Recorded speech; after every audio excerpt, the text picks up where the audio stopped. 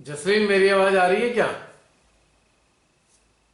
Can you here my voice?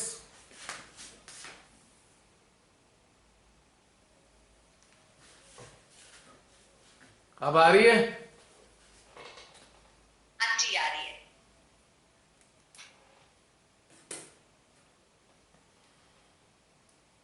तो बताइए, ये यात्रा कैसी रही आत्मविश्लेषण की?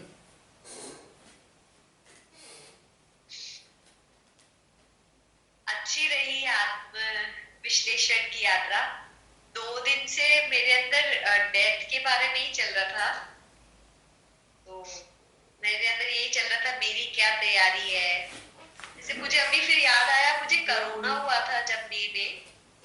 तो तब मेरी क्या तैयारी थी, और अब 2 दिन से मेरे अंदर कुछ अलग चल रहा है कि आज मेरी डेथ हो जाती है तो क्या होगा, या मुझे आगे की यात्रा कैसे तैयार करनी है आफ्टर। तो फेयर इनफ, ऐसे बहुत सारी चीजों से फ्री हूं मैं। हम्म। कॉन्शियस लेवल पे तो मुझे नहीं लग रहा कि मैं कहीं अटक रही हूँ या फंसी हूँ, या मेरे अंदर ये है जो मुझे ठीक करना है। हम्म। हाँ, बट वो जो सेल्फ अवेयरनेस है, सजगता है, उसमें वर्क करना पड़ेगा with daily practice. But with time surrender increase हो रहा है। आप फंस नहीं रहे। हाँ, इमोशनल कोशेंट जो था, उसमें लग रहा था कि हाँ, थोड़ा सा तो है इमोशनल कोशेंट। तो यात्रा जारी है। तो चलो, मेरा एक प्रश्न है कि अभी इमोशन वाला एलिमेंट एग्जिस्ट कर रहा है, तो इसके लिए क्या करोगे? How to remove this?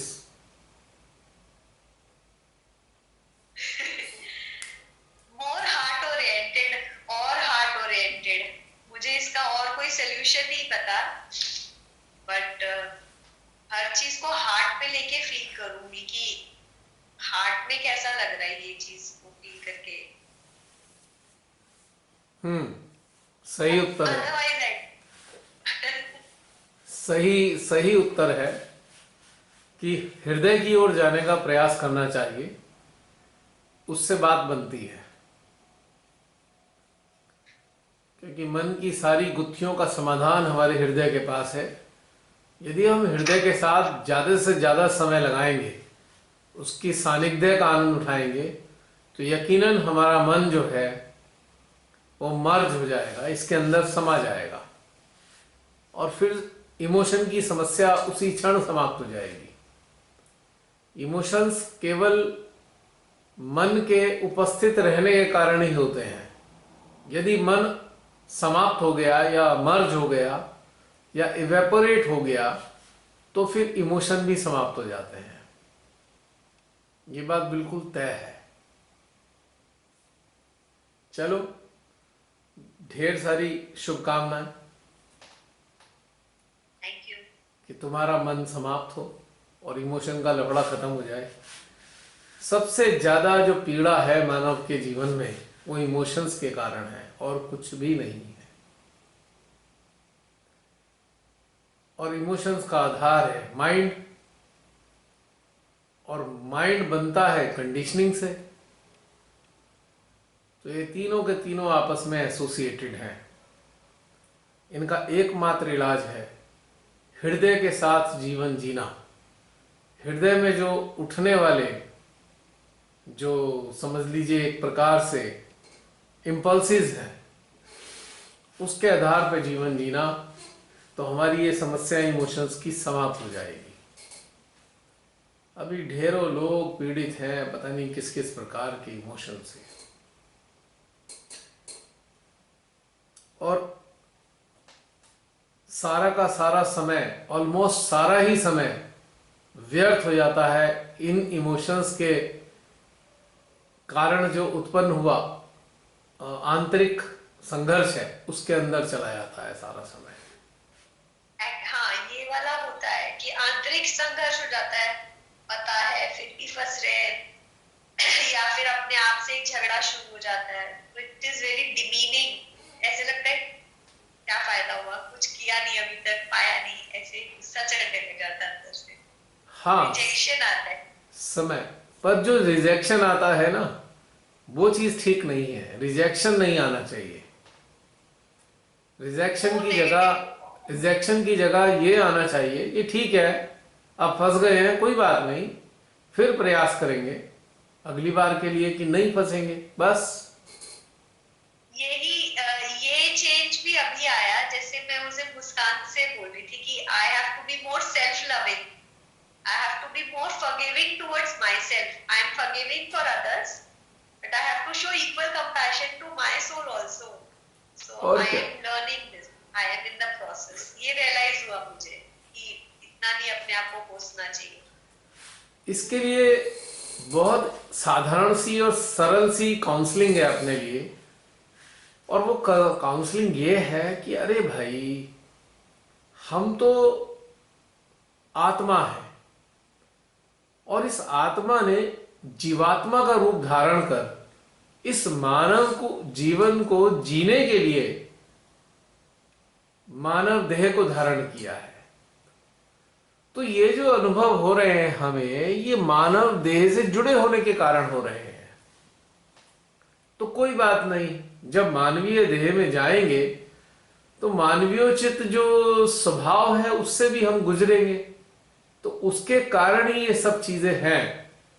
किंतु हम इस चीज को समझते हैं कि ये मानवीय स्वभाव के कारण है, तो इसलिए हमें इस स्वभाव के चक्कर में अटैच नहीं होना है। हाँ, इससे गुजरना तो है, पर इससे अटैच नहीं होना है। तो इस काउंसलिंग से, ये जो सेल्फ काउंसलिंग होगी, इससे रिजेक्शन वाला भाव चला जाएगा।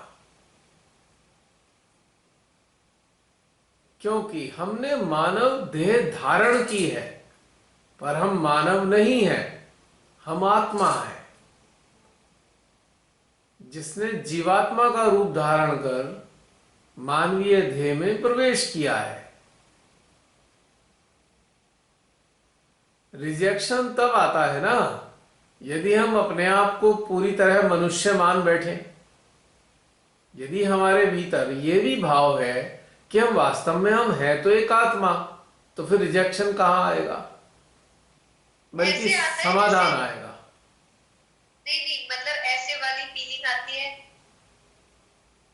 कहाँ क्या कैसे फंस गए, आपको अलाउ भी दिए ये सब करना, you are very harsh with yourself. ये वाली की ऐसे कैसे, अलर्ट क्यों नहीं थे, हृदय की क्यों नहीं सुनी, अभी भी इमोशन क्यों है, ऐसे क्यों फील करा, ऐसे तो नहीं करना चाहिए था। तो ये बड़ा कमोशन सा होता है।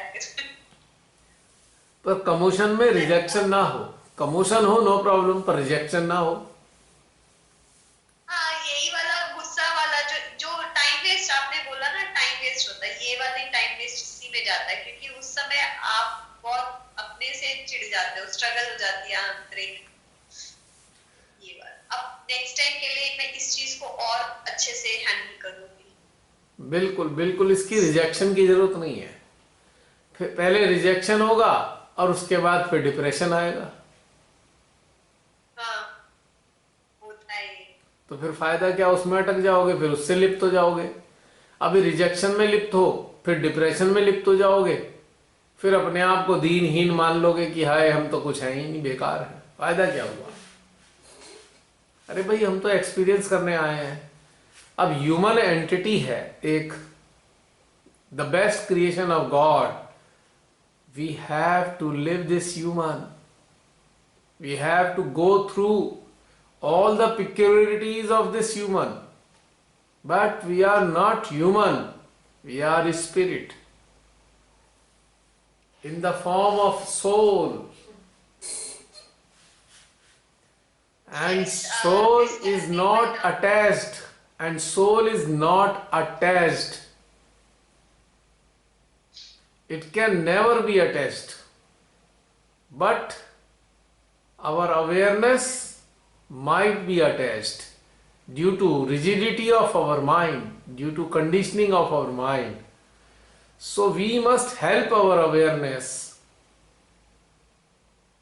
we must strengthen our awareness by giving counseling to our awareness that we are not human.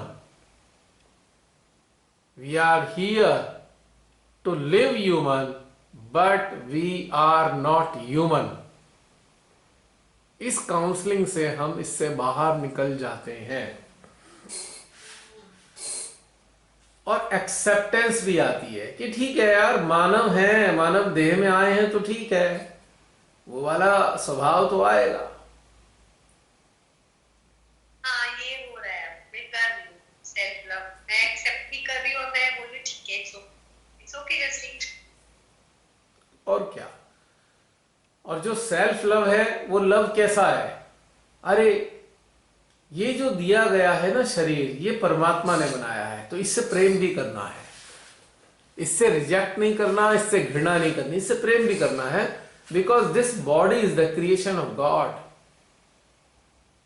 जो बेसिकली सेल्फ लव है, basically this is a honour to the best creation of human. This is some sort of a honour कि हम उसको सम्मान दे रहे हैं और उस रचना से प्रेम कर रहे हैं परमात्मा की, क्योंकि ये परमात्मा की रचना है। और दूसरा सेल्फ लव का जो एक मैनिफेस्टेशन है वो है कि हम एक आत्मा है, we are a spirit, we are a soul.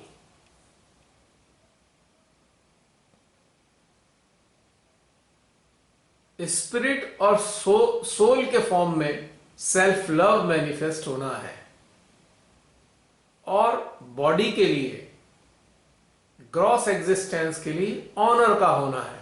तो ऑनर भी एक प्रकार का प्रेम ही तो है। यदि हम सम्मान देते हैं तो वही प्रेम ही तो होता है, या कहें प्रेम के कारण सम्मान है या सम्मान के कारण प्रेम है।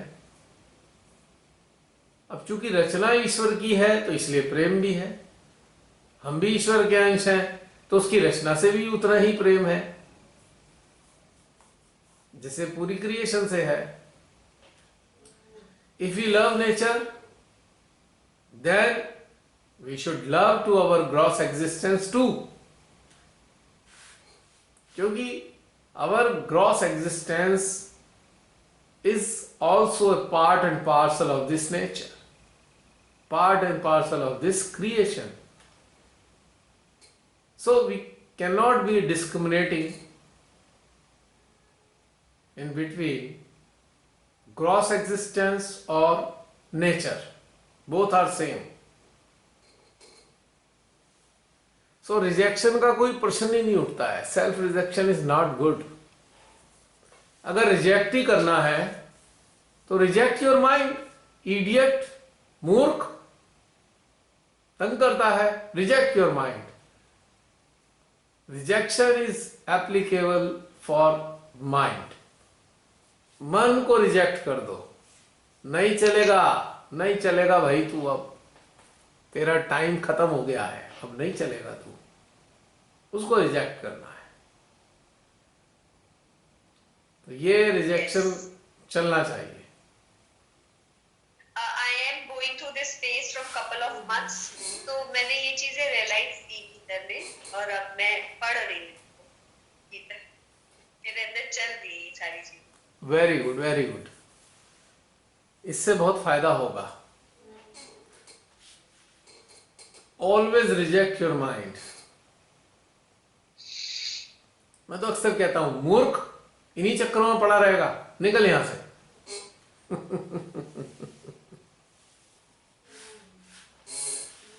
फिर अटक गया, फिर यहां चेप हो गया, तू चल भाग यहां से।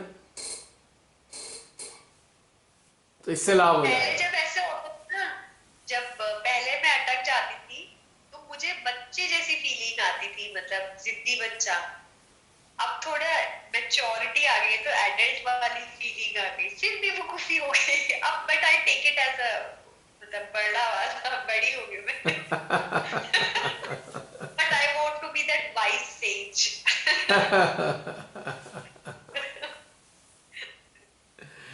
Very good, very good, very good. अच्छी बात है। और बताओ Jasleen, anything? That's it. Thank that's you. It. Okay, anyone else want to express?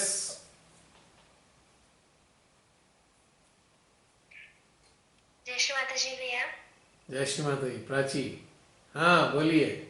जी भैया। आज तो तुम्हारे मतलब का हो गया। मैं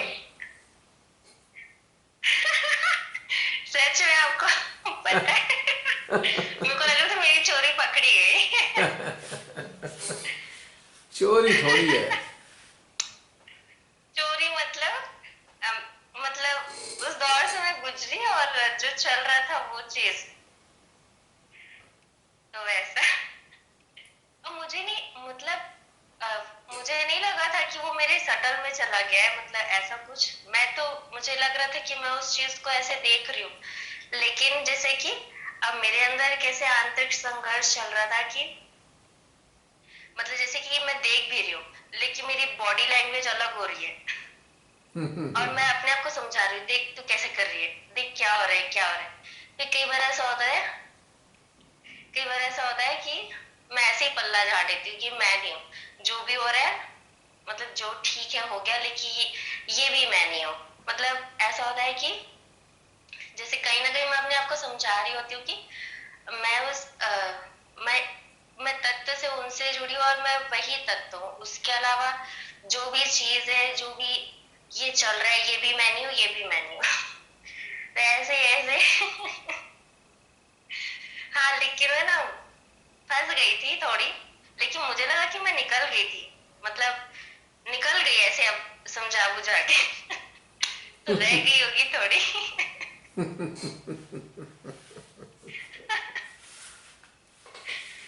हाँ। मजा आता है ना जब अपनी आंतरिक चीजें एक्सपोज हो जाती हैं। हम्म। हैं, आता है ना मजा? हाँ, जर्नी है, दिखती है तो ठीक भी लगता है कि चलो चलो एटलीस्ट देख पा रहे हैं, कि नहीं तो पहले तो वो भी नहीं देख पाते थे, अपने ईगो में आ जाता था कि नहीं अरे सब सही है सब सही है। अभी सब तुरंत दिखने लगती है चीजें, तुरंत तो दिखने हो लगती है ना। जाता। पर मजेदार है ना दिखना ये। हाँ, ये अच्छा है।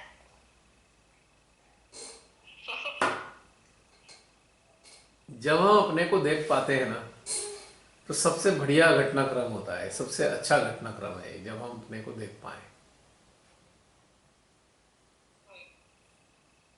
अब मान लीजिए हम तैयार तो हो गए, पर हमें कोई मिरर नहीं मिला, तो हमें समझ नहीं आएगा हम कैसे दिखते हैं। हमें पार्टी में जाना है, फंक्शन में जाना है, हमने कहा फटाफट चलो तैयार हो जाओ, और हमारे सामने मिरर ना हो तो कैसा लगेगा?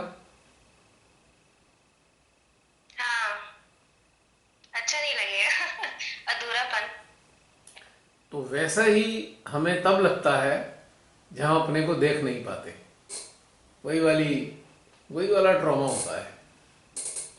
और एंग्जाइटी भी होती है, अरे दिख कैसे रहे हैं भाई, पता ही नहीं चल रहा कुछ भी।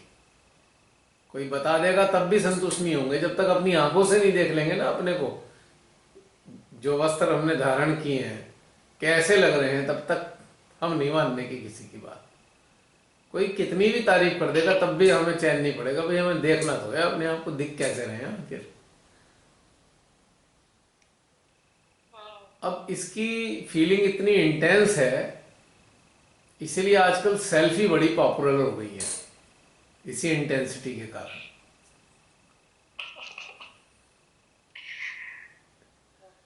पहले कोई कहता था आहा बहुत अच्छे लग रहे हो, तो चलो संतुष्ट हो जाते थे। अब चाहे 50 लोग कह दे कैसे दिख रहे हो, जब तक खुद को नहीं देख लेंगे या अपनी सेल्फी खींच कर नहीं देख लेंगे, तब तक चैन नहीं पड़ने का।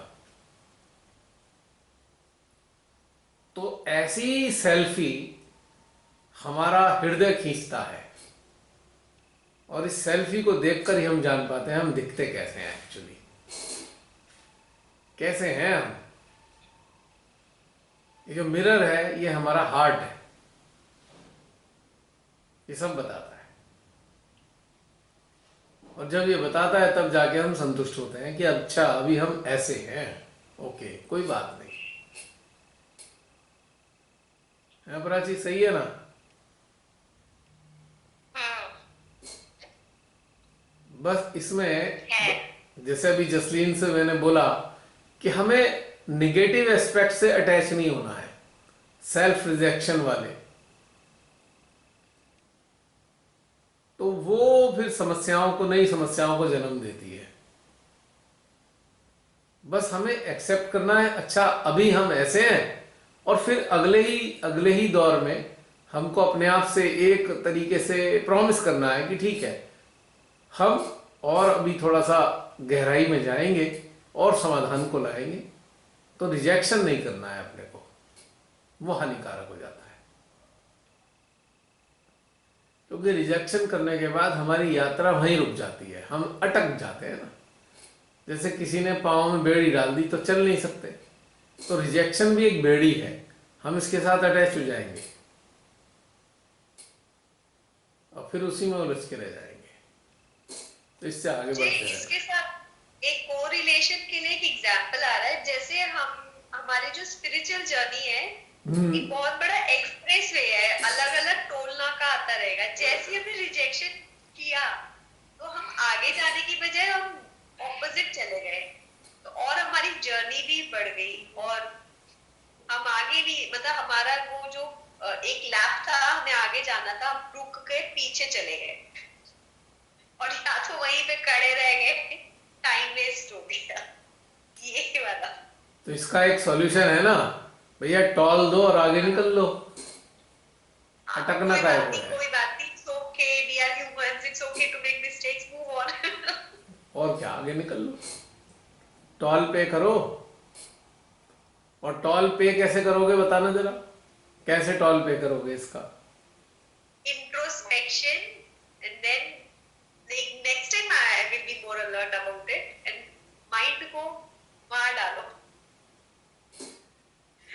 इसका टॉल पे करना है, माइंड को हार्ट के साथ कनेक्ट कर दो तो टॉल पे हो जाएगा इसका। ओके। फिर आगे चलो, हार्ट में रहना। जब भी अटको इस टॉल को दे दो, यानी कि हार्ट में आ जाओ अपना, तो टॉल पे हो जाएगा। टॉल कलेक्टर यहीं तो बैठा हाँ जी, ये सही लगता है ना, जो आगे की यात्रा की परमिशन देता है। है। यस, यस, दिस इज, अच्छा एग्जाम्पल है, good example Jasleen. Thank you हाँ तो प्राची, और क्या कह रहे थे आप? जी। भैया, बस भैया, हो गया? है एक्चुअली क्वेश्चन है, लेकिन ना वो ऐसे दूसरे टाइप का क्वेश्चन है। मतलब पूछो क्या? दूसरे टाइप का क्या? जैसे एक चीज जो मुझे ना समझ में नहीं आई, जैसे हम्म। जैसे अ, मेरे टच में अभी एक दीदी है, मतलब उनको इंटरेस्ट था ध्यान करने का, तो फिर मतलब उन्होंने मुझसे संपर्क किया, उनको पता था कि मैं मतलब ध्यान करती हूँ ये सब। तो फिर उन्होंने ऐसे रियलाइजेशन लिया, फिर अब खुद से ही अपने तरीके से जो करती थी वो कर रही थी। तो बीच में क्या उनके जहन में आ रही थी कि मुझे नहीं करना, मुझे सब चीज छोड़ना है, या फिर जो भी जैसे ही, इसी दौरान उनकी मुझसे बात होती। तो फिर मतलब जो भी हमारा कन्वर्सेशन हुआ, तो फिर वो वापस नॉर्मल हुई, जो भी उनके यहाँ जो भी परिस्थिति थी। तो उससे ना मैंने जैसे उनसे ना एक चीज कही कि जब भी कभी ऐसा लगे तो मतलब परम से कनेक्ट हो जाना, ऐसे कभी आपको लगे तो मेरे यंत्र से भी कनेक्ट हो जाना, ऐसा ऐसा मैंने उन्हें समझाया। तो फिर उनके साथ क्या हुआ कि जैसे कि वो ना रात में ऐसे सोई, तो उनको लगा कि वो ध्यान में ही है, और मतलब ध्यान में ही ना उन्होंने उन्होंने ऐसे कहा कि वो मुझसे जुड़ी, और उन्होंने मुझसे पूछा कि देख प्राची क्या हो रहा है। तो मैंने उनको आंसर दिया कि जो भी हो रहा है दीदी, आप डरो मत, बस आप उसी में लगे, मतलब जुड़े रहो, ऐसा। तो जब वो ये चीज मुझे बता रही थी ना, तो मेरा हृदय भी रिस्पॉन्ड कर रहा था। और लेकिन ये चीज ना मेरे जहन मतलब मैंने वो चीज अनुभव नहीं की थी कि ऐसा कुछ हुआ, लेकिन उनके इस बातों से मेरा हृदय अ, मतलब मेरे हृदय में ऊर्जा आ रही थी। हम्म। तो फिर ना बस यही, तो फिर मुझे लगा कि हृदय में ऊर्जा आ रही है और ये चीज मतलब मेरे साथ इन जनरल तो ऐसा कुछ हुआ नहीं कि ऐसा कुछ हम्म। तो मैं ऐसे वो वहीं रह गई, मतलब उतना क्लियर नहीं हुआ मुझे। एक्चुअल में कुछ नहीं है, बिल्कुल सरल बात है कि जो भी उनके अंदर था उसके रिफ्लेक्सेस तुम्हारे हार्ट में आ रहे थे, बस। उसमें उससे ज्यादा क्या है। हार्ट अच्छा। रिस्पॉन्ड करेगा ना, अगर कोई चीजें ठीक होंगी तो हार्ट रिस्पॉन्ड करेगा ना पूरा। अच्छा। तो उनके हाँ। उनके सिस्टम पे रिस्पॉन्ड कर रहा था। ओके। हाँ। उसका तुम्हारे से कोई ठीक। लेना देना नहीं था ना। उनका सिस्टम जो है उस पर रिस्पॉन्ड दे रहा था और तुमको समझा रहा था वो कि ये वाली चीज ठीक है या ये वाली चीज गलत है। अच्छा। हम्म।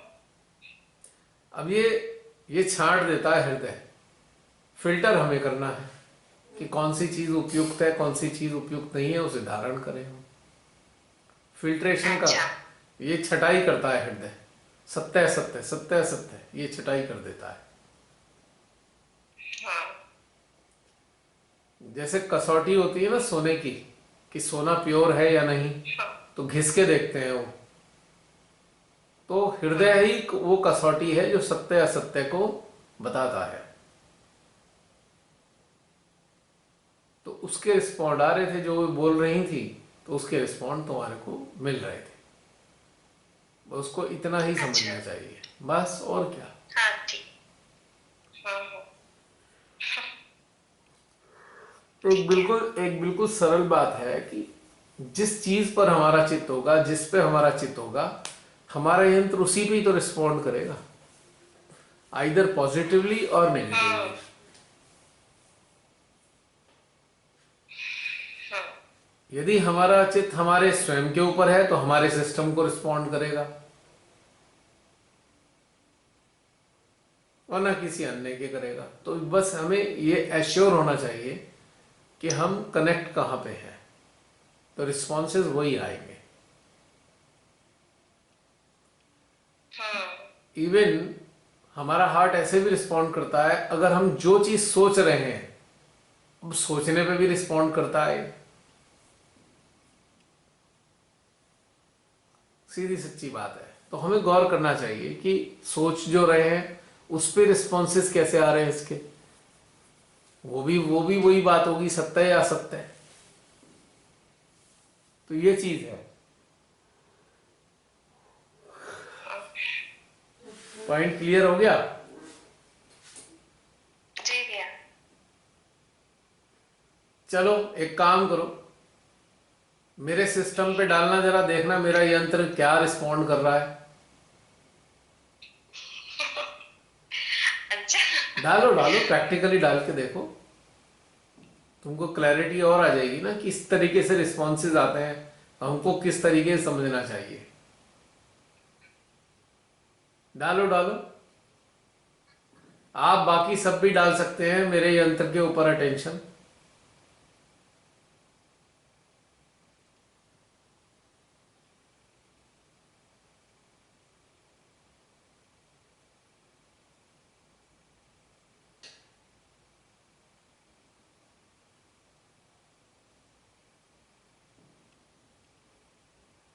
कुछ पता लगा मेरा यंत्र गड़बड़ तो नहीं है? बता देना कहीं से कुछ गड़बड़ आ रहा हो तो। नहीं भैया, मुझे तो हृदय में बहुत डेंस फील मतलब अच्छी अच्छी डेंस फीलिंग आ रही है। डेंस फीलिंग, इसको और मतलब अच्छे से एक्सप्लेन करो, इलेबोरेट। मतलब मतलब घनत्व वाली ठंडी ऊर्जा। घनत्व वाली ठंडी ऊर्जा। अच्छा, ओके। कोई पकड़ वकड़ तो नहीं आ रही कहीं से? देख लो। ये मुझे वैसे नहीं, वैसे पर वैसे मुझे तो कुछ नहीं, मैं पर मुझे आ गई है। तुम्हारे सेंट्रल हार्ट से पीड़ा आई अभी 1 सेकंड के लिए। मेरे हाँ, अभी अभी इतना सेंट्रल। सटल में चला गया क्या? हाँ, पीड़ा आ गई कुछ सेकंड, पता 2 सेकंड के अंदर पीड़ा आ गई। पीड़ा ऐसे आई कि तुम्हारे अंदर की वो टीस उभर के आ गई जो तुम्हारे अंदर रहा करती थी। तुम उसे भूल ही बैठी थी, फिर आ गई वो निकल के कुछ सेकंड के लिए प्लीज। सेंट्रल अब हार्ट लेकिन में। मैं क्यों नहीं जान पा रही हूँ ये? अब तुम कैसे मतलब जानोगे? डायग्नोसिस तो मेरा सिस्टम कर रहा है ना। अच्छा। पर मैंने जानबूझ के थोड़ी किया। तुमने अपने सिस्टम को जोड़ा तो अपने आप ही आ गया, मैं क्या करूं? अच्छा। अभी आएगी। अब जरा उस टीस को याद कर लो, फट आ जाएगा तुम्हारे सामने भी, एक्सपोज हो जाएगा ये।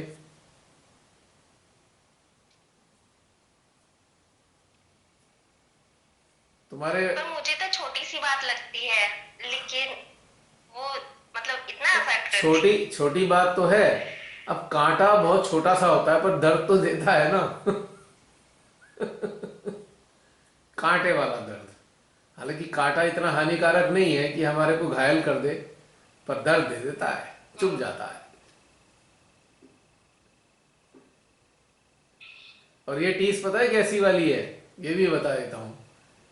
कभी किसी ने किसी समय में तुम्हें डोमिनेट किया और तुम डोमिनेट हो गई, कह नहीं पाई, उसी की टीस है ये।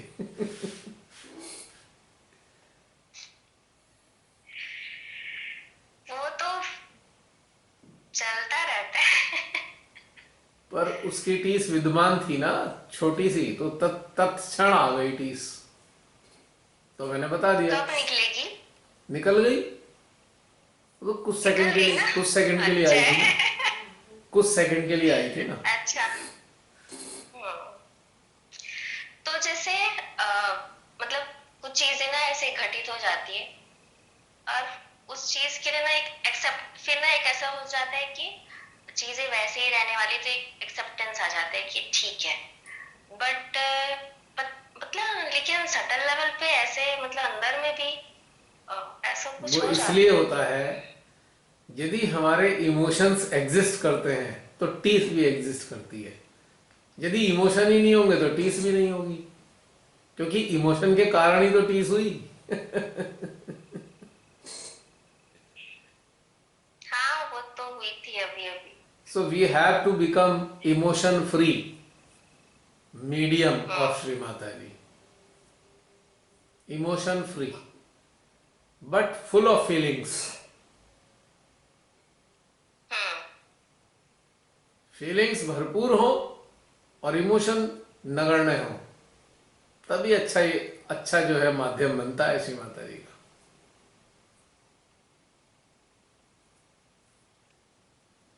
तो ये वाली बात छोटी सी थी, लेकिन चलो, अब महसूस हुआ कि हम किस तरीके से हमारा सिस्टम रिस्पॉन्ड करता है किसी के यंत्र पे। क्लैरिटी आई? मतलब हम इसको जान पाते हैं, अगर हम गौर करें तो हम जान पाते हैं कि हमारा यंत्र किसी दूसरे के यंत्र पर रिस्पॉन्ड कर रहा है।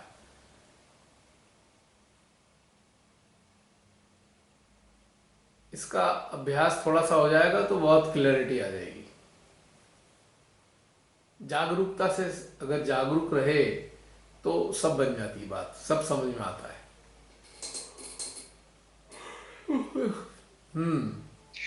कभी कभी लगता है कि हमने कोई चीज आत्मसात कर ली, लेकिन वो चीज ना सटल में ऐसे ऐसे एकदम गहरे उतरते टाइम लगता है। हाँ, लगेगा समय। हमने अभी मेंटल लेवल पे एक्सेप्ट कर लिया, पर एक्चुअल में एब्जॉर्ब होने में टाइम लगता है।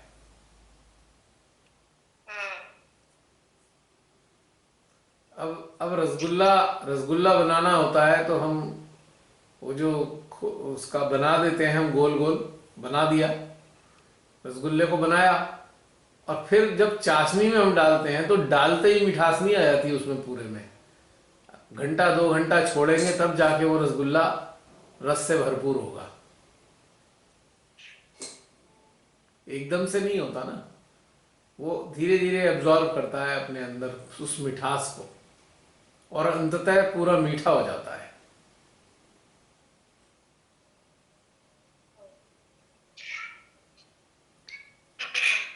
अब हमारी चेतना परम चैतन्य रूपी चाशनी में डल रही है, धीरे धीरे मिठास आ रही है ना, धीरे धीरे इसमें चेतना में।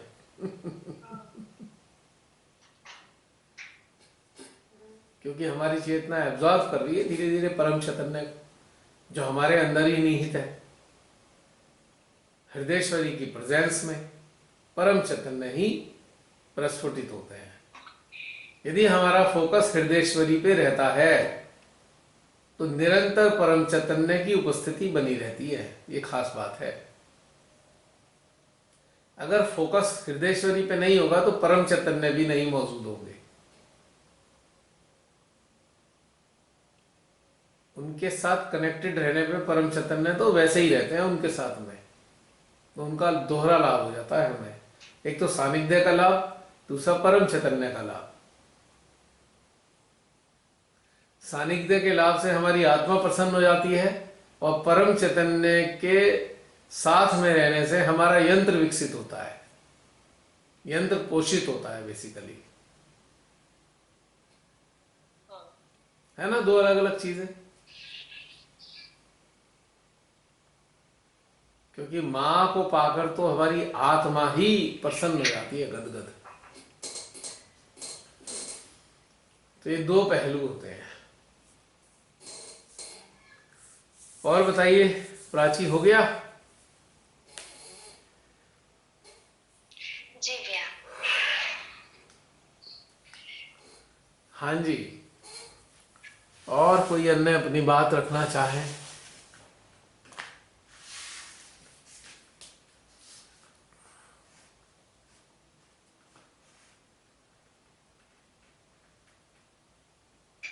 भैया आपने अभी कहा ना यंत्र विकसित होता है परम चैतन्य से, यंत्र विकसित होने से आपका पूरा क्या अभिप्राय है? मतलब पोषित, पोषित। विकसित का मतलब यहाँ मैं बाद में फिर ये बोला पोषण। परम चैतन्य से हमारा सूक्ष्म यंत्र पोषित होता है,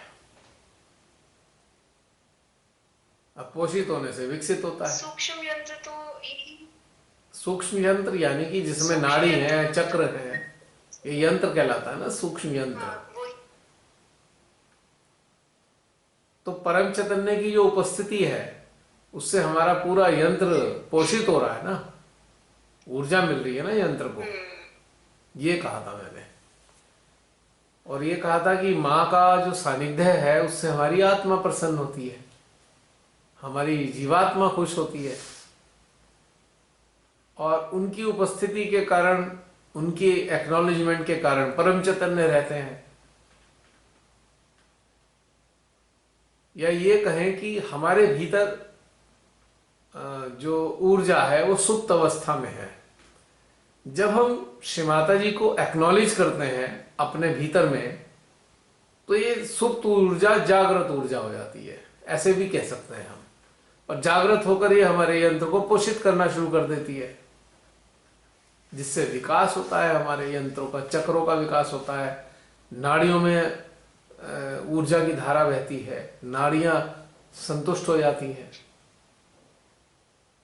ये घटनाक्रम जरा सी चीज से ही हो जाता है, बाहर से कुछ करने की जरूरत नहीं होती। ये ऑटो मोड है हमारे अंदर, ऑटोमेटिक सिस्टम है हमारे अंदर। कितना मजेदार है ना। माँ को अपने अंदर महसूस करो, तुरंत सारा सिस्टम ऑन हो जाएगा बटन दब जाएगा। जो कुछ भी हो रहा होता है ना शरीर के साथ ही, वो सब भी शांत हो जाता है। हाँ, हैरानी होती है कि ध्यान में बैठते ही सब कुछ कैसे गायब हो जाती है। हाँ, 100%। अब जैसे मैं आपको बताऊं, मेरी कमर में बहुत पेन रहता है अपर पार्ट में, लेकिन अब जब ये जूम का सेशन शुरू होता है तो चाहे वो 2 घंटे हो, 4 घंटे हो, दर्द का नामो निशान नहीं होता, कहीं दर्द नहीं है, जीरो हो जाता है दर्द। ये बात इंटरेस्टिंग है बहुत ही। तो मेरे डॉक्टर भी बड़े हैरान थे, तो जी हम आपका इलाज किस चीज का करें, अगर ऐसा घटनाक्रम है तो हम इलाज किस चीज का करें। भाई वो तो ऐसी चीज का इलाज करेंगे ना जो दर्द है वो एक जगह कायम है, कांस्टेंट है, वो चाहे वो मसल्स में है, चाहे बोन में है, नर्व्स में है, वो कांस्टेंट है, यानी कि बायोलॉजिकल यूनिट पे है। लेकिन ये क्या घटनाक्रम है कि मेडिटेशन में उतरे और दर्द जीरो हो गया, है ही नहीं दर्द। और अगर उधर कोशिश भी करोगे ना महसूस करने की तो तब भी नहीं होता दर्द। ये एक मजेदार है, और इसका प्रभाव पूरी रात रहता है, अगले दिन से फिर दर्द शुरू हो जाता है। तो ये तो प्रूव्ड है, हर बार प्रूव होता है ये बात कि भाई यहां दर्द वर्द की चलती नहीं है। इसका मतलब साफ है कि जब हम कनेक्टेड रहने लगे और हमारा चित्त केवल और केवल और केवल, अब ये जो सेशन होता है ना, तो आप सबने गौर किया होगा चित्त कहीं जाता ही नहीं है, कहीं इधर उधर जाएगा नहीं। इस दौरान आप सब महसूस करते होंगे यही रहता है। तो जब इधर उधर नहीं जाता है तो चित्त अपने ऊपर ही रहता है। तो अपने ऊपर का मतलब क्या है कि हमारे अंदर तो कोई समस्या है नहीं, लेकिन जब चित्त इधर उधर लोगों पे जाता है तो वहां से समस्याएं आती हैं, वो शरीर पे आने लगती हैं। ये क्योंकि बात ही आज मैं अपनी डॉटर को बता रही थी, मैं क्या हम स्वस्थ हैं अंदर से बिल्कुल, हमें मतलब पूरी तरह से संतुष्ट है, पर आसपास ऐसा नहीं है ना वातावरण में, सभी को कुछ ना कुछ प्रॉब्लम्स है। हाँ, वो हम ही के ऊपर आती तो automatically। हमारे ऊपर रिफ्लेक्ट होती हैं वो। मैंने अभी तो बताया यही बात कि जब हम ध्यान में शून्य हो गए और हमारा चित्त हमारे ऊपर ही है, कहीं और जा ही नहीं रहा, तो हमारे दर्द नाम की चीज ही नहीं है। लेकिन जब इस दौर से बाहर निकले और समाज में गए, इधर उधर गए, लोगों पे कहीं ना कहीं हमारा चित्त जाएगा, जिससे बात करेंगे तो उसकी चीजें हमारे सिस्टम पे आने लगती हैं, तो दर्द शुरू हो जाता है। और एक दर्द की खासियत और है मेरे पीठ वाले दर्द की, वो एक जगह रहता ही नहीं है, कभी नीचे, कभी ऊपर, कभी दाएं, कभी बाएं, शिफ्टिंग पेन। तो इससे बिल्कुल क्लैरिटी आ जाती है कि जो जो कंडीशन वाले लोग होते हैं तो उनका सिस्टम पूरा अंदर रिफ्लेक्ट होता है उनका, उसके परिणाम स्वरूप ये दर्द आता है। उनकी बाधाएं होती हैं ये, तो बाधाएं जो है वो रिफ्लेक्ट हो रही हैं हमारे सिस्टम पे, और ये भी कह सकते हैं कि उनकी रिलीज हो रही है हमारे सिस्टम के थ्रू, रिलीज हो रही है। आप कभी भी नोटिस कर लीजिएगा, जो आपके संपर्क में होंगे लोग, वो बीमार थे जी, काफी दिनों से बीमार चल रहे थे, पता लगा जी वो तो ठीक होने लगे और हमारे दर्द रहने लगा। सही बात है। होता है। क्योंकि उनके चक्रास पे काम होना शुरू हो जाता है अननोइंगली। हम ये थोड़ी कह रहे हैं कि इनका यंत्र बढ़िया हो जाए, पर वो हमारा सिस्टम काम ही ऐसी करता है। तो ये एक बड़ा मजेदार खेल भी है। अब बिल्कुल कहीं दर्द नहीं है, क्योंकि चित्त कहीं है ही नहीं। संसार में किसी चीज पे चित्त नहीं है इस वक्त, कहीं नहीं है, बस यही है। मतलब पूरा जो हमारी एक सामूहिकता है, ये इस सामूहिकता के साथ ही ताना बाने की तरह बुना हुआ है चित्त। चित्त और चेतना, जैसे आपने कपड़ा देखा है ना, ताना और बाना दोनों से मिलकर कपड़ा बुनता है। तो एक ताना होता है हॉरिजॉन्टल मान लो, और बाना होता है वर्टिकल। आपने देखा होगा कपड़े में स्क्वायर स्क्वायर स्क्वायर होते हैं सारे, ऐसे बुनता है इस तरीके से कपड़ा। एक धागा खड़ा है, एक धागा पड़ा हुआ है, धागा, ऐसे कपड़ा बुनता है। तो यहां चित्त और चेतना हमारे ताने बाने की तरह होते हैं। सामूहिकता में, सामूहिकता एक कपड़े के रूप में मानो, तो कपड़ा जो है ताने और बाने यानी कि चित्त और चेतना के रूप में बुना हुआ है। हमारी चेतना, हमारा चित्त ऐसे बुने हुए हैं इस सामूहिकता में, और चित्त यही है और कहीं है नहीं, तो कहीं से कुछ नहीं आने वाला, कहीं जा तो रहा ही नहीं, संसार में जा ही नहीं रहा चित्त। आप इस वक्त इसे धक्का मार मार के भी संसार में भेजोगे ना, तब भी नहीं जाएगा। डंडे मार लो इस चित्त के, तब भी नहीं जाएगा इस वक्त, क्योंकि कनेक्टेड है, इस ताने वाने से जुड़ा हुआ है, अलग नहीं है इस वक्त। तो ये बड़ा इंटरेस्टिंग पहलू है। और सामूहिकता है तो सामूहिक ऊर्जा भी विद्यमान है, तो ये ऊर्जा काम भी करती रहती है, सबके अंदर काम करेगी इस वक्त जितने लोग कनेक्टेड हैं इस वक्त। और ये तो छोड़ो, जो हमारे आने वाले समय में जो देखने वाले, इस वीडियोस को देखने वाले सहजी हैं, आप सब भी सुन लो, 4-5 महीने बाद ये देख रहे हो आप लोग इस वीडियो को, तो आप भी इस ताने बाने के रूप में बुने जा चुके हो, समझ लो। तो आपके अंदर भी ये घटनाक्रम होगा कि जब तक ये दौर चलेगा, जब तक ये सेशन चलेंगे और जब तक आपका चित्त इस सेशन के साथ है, आप अपने सारे दर्द आपको याद नहीं आने के, और चित्त भी दर दर नहीं जाएगा, भटकेगा ही नहीं चित्त। तो जो वीडियो देख रहे हैं उनका भी चित्त नहीं भटकने का, ये भी एक खास बात बता दूं मैं आपको, यही रहेगा, इसी वर्तमान में रहेगा। और उनके शरीरों में भी अगर पीड़ा भी होंगी तो उस वक्त उन्हें पीड़ा महसूस नहीं होगी, या कमी आ जाएगी उनमें, क्योंकि ये सामूहिक ऊर्जा का कमाल है जो सनातन है, जो 4 महीने बाद भी वर्तमान ही रहेगी। और चूंकि ये वर्तमान ही रहती है, ये सामूहिक ऊर्जा वर्तमान है, ये कभी खत्म नहीं होती, ना भूतकाल होती ना भविष्य होती, ये वर्तमान है, हमेशा रहेगी, कायम सनातन है। तो जैसे ही लोग इस प्रकार के वीडियो से जुड़ते हैं, तत्क्षण ये सामूहिक ऊर्जा के ताने बाने में शामिल हो जाते हैं, उनकी चित्त और चेतना को भी इस ताने बाने में शामिल कर लिया जाता है। जो वर्तमान में इस वक्त प्रेजेंट है वैसा ही लाभ उन्हें मिलना शुरू हो जाता है, जो लाभ अभी सब लोग बैठे हुए हैं इसमें ऑनलाइन, उनको मिल रहा है। ये एक ब्यूटी है इस चीज की। और 4-5 महीने बाद मुस्कान फिर हमें यही वाली बात बता रही होगी।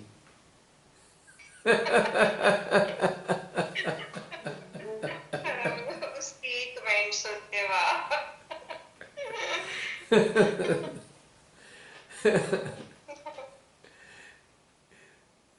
तो बोल देती है, बढ़िया बोल देती है, क्योंकि शुरुआत में वो शामिल नहीं थी ना, बाद में शामिल हुई, उसकी तो टाइम प्रॉब्लम थी, तो खैर उसने मैनेज किया जैसे तैसे। तो कहने का मतलब यह है कि ये कभी भी भूतकाल नहीं होने का। तो इस ताना बाना जो है हमें सबको जोड़े रखेगा, और जोड़ने के बाद उसमें वो ऊर्जा का प्रवाहन होता ही रहेगा सबके सिस्टम में। और इस क्षण किसी को कोई अपना दर्द वर्द इधर उधर फालतू की चीजें याद आने वाली भी नहीं है। ये कंप्लीट प्रेजेंट में रहने वाला घटनाक्रम है ये। तभी तो उन्नत होता है जो हमारा सूक्ष्म यंत्र है। याद रखिएगा, चित्त और चेतना ताना और बाना है।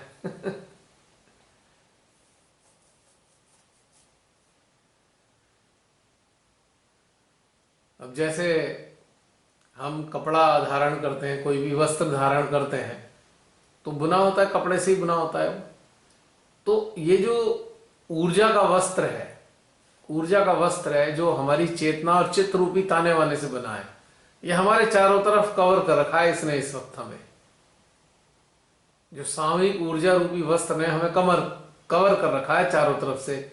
तो इसकी जो एनर्जी फील्ड है, इसके कारण हमारे शरीर में अगर कुछ भी है तो इस वक्त वो नगण्य कर देगा उसको, इसकी ऊर्जा। ये एक मजेदार बात है। और ये खाली शरीर पे ही काम नहीं करता है, ये मन पे भी काम करता है, ये हमारी सारी इंद्रियों पे काम करता है। ये एक खास बात है। और अगर आप बहुत ध्यान से गौर से अगर इस बात को महसूस करें तो हमारे जो रोम छिद्र हैं, यानी कि सेल्स हैं बॉडी के, इस पे भी काम करता है। और आप महसूस कर सकते हैं एक एनर्जी इस वक्त अपने चारों तरफ, सेल्स के चारों तरफ एक एनर्जी को महसूस कर सकते हैं कि हम एक ऑरा के अंदर बैठे हैं इस वक्त, एनर्जी के।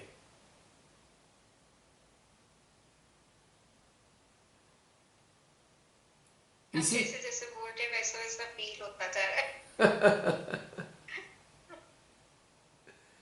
अच्छा, आप सबको एक चीज, इंटरेस्टिंग चीज कराता हूं। आप सभी अभी जो बैठे हैं अपने अपने पास ही बैठे रहे, अपने बैठे बैठे एक काम करके देखिए। अपने चित्त और चेतना को अपने लेफ्ट, जैसे बंधन लगाते हैं ना आप, बंधन, तो बंधन नहीं लगाना है हमें, केवल अपने चेतना चित्त को अपने लेफ्ट साइड से लेकर राइट साइड तक लाना है, अपने पूरी बॉडी के इधर।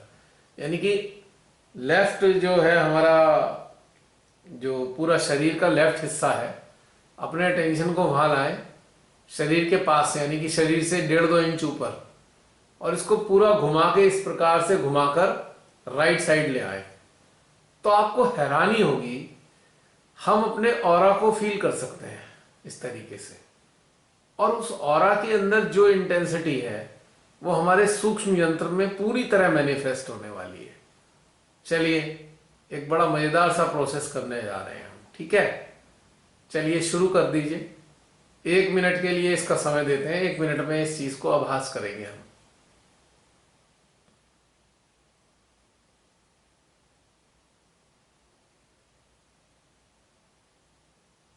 एश्योर होने के लिए आप दाएं से बाएं और बाएं से दाएं भी कर सकते हैं, पूरा एश्योरेंस लाने के लिए। और देखिएगा जैसे जैसे चित्त और चेतना सामूहिक होकर लेफ्ट से राइट आ रहे हैं या राइट से लेफ्ट जा रहे हैं, तो उसके पूरे रिफ्लेक्सेस हमारी स्पाइन पर, हमारे सहस्त्रार में, हमारे हार्ट में, हमारी विशुद्धि में प्रकट हो रहे हैं।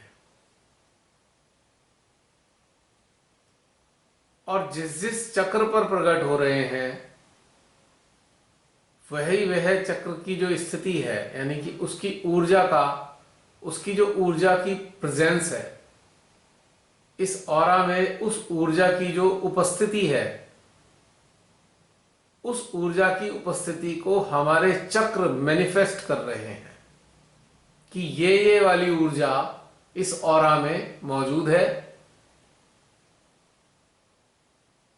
और जैसे हम अपने चित्त से स्पर्श कर रहे हैं, टच कर रहे हैं अपने ऑरा को, तो जो जो ऊर्जा मौजूद है इस ऑरा के अंदर, उसकी प्रतिक्रिया हमारे उन उन चक्रों पर हो रही है। बड़ी इंटरेस्टिंग घटना है ये। यानी कि आप स्वयं का भी और अन्य लोगों का भी ऑरा स्कैन कर सकते हैं। इसके ऑरा में कौन सी ऊर्जा मौजूद है और कौन सी ऊर्जा मौजूद नहीं है।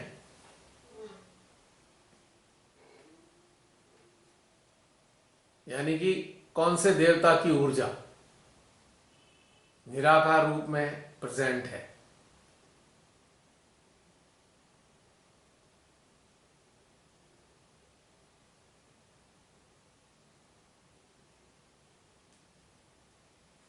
महसूस हुआ बहन?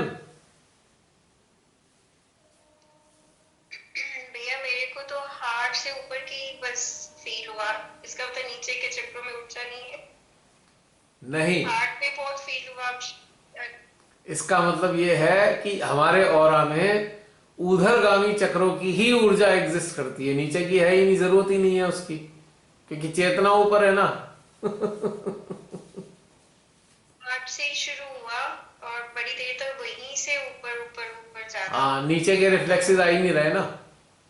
हार्ट के आ रहे हैं, सहस्त्रार के आ रहे हैं, विशुद्धि के आ रहे हैं, और हल्का फुल्का हमसा के भी आ रहे हैं, हल्के फुल्के, पर ज्यादा स्ट्रॉन्ग हार्ट और सहस्त्रार की ऊर्जा है। यानी कि इनकी देवी देवताओं का प्रभाव ज्यादा है। तो यानी कि इन 4 शक्तियों से हमारा ऑरा प्रोटेक्टेड है इस वक्त। अब कोई कहेगा भाई श्री गणेश जी की ऊर्जा कहां गई? भाई श्री गणेश जी तो 8 के 8 चक्र पे विद्यमान है, और जब ऐसी स्थिति आती है कि हमारी चेतना उधरगामी होती है, तो नीचे चक्रों के देवी देवता भी इस उच्च अवस्था की स्थिति में पहुंच जाते हैं। यानी कि वहां पर ही मौजूद होते हैं। वो क्या करेंगे फिर वो नीचे? क्योंकि हमारी चेतना अपग्रेड हो गई है, तो हमें लोअर लेवल की चीजों का अनुभव क्यों होने वाला है? वाह है। अब आप छठे माले पे पहुंच गए हो, तो छठे माले से पहला माला थोड़ी दिखने वाला है या महसूस होगा। पर नहीं भैया, क्वेश्चन आ रहा है कि इम्पोर्टेंट तो वो भी है ना, सभी नीचे के मतलब ऑरा में तो सभी कुछ आना चाहिए ना। ऑरा में आना तो सभी कुछ चाहिए, पर हमारे यहाँ जो डिवाइन पावर हमारे अंदर एग्जिस्ट करती है, ये वहां पर उपस्थित होती है ना जहां पर इसको हमारी चेतना के मुताबिक लगता है। अब ये जो नीचे के चक्रों के देवी देवताओं की शक्ति इसमें समाहित हो गई है ना, मर्ज हो गई है ना। अब एक जगह वो रखा है रूह अफ़ज़ा, और एक जगह दूध रखा है, एक जगह पानी रखा है, एक जगह चीनी रखी है, और हमने चारों को घोल दिया तो क्या बन गया वो? तो चारों तत्व मौजूद है ना उसमें। एग्जाम्पल बहुत अच्छी, समझ। यदि हमने उसका वो बनाना है, स्क्वाश बनाना है, या क्या बोलते हैं उसको, शेक बनाना है, तो भाई अलग अलग अलग अलग क्या, वो तो सब मिक्स हो गया इसमें। तो उधरगामी चेतना जो है वो सब मिक्स हो जाती है एनर्जी। तो जो मैक्सिमम प्रभावशाली जो शक्तियां हैं वो और हमें मैनिफेस्ट होती रहेंगी। अब कहें हम सहस्त्रार से भोलेनाथ की शक्ति आ गई, अगर भोलेनाथ की शक्ति आ गई तो निश्चित रूप से श्री गणेश की शक्ति उसमें शामिल है, क्योंकि वो तो पुत्र है उनके।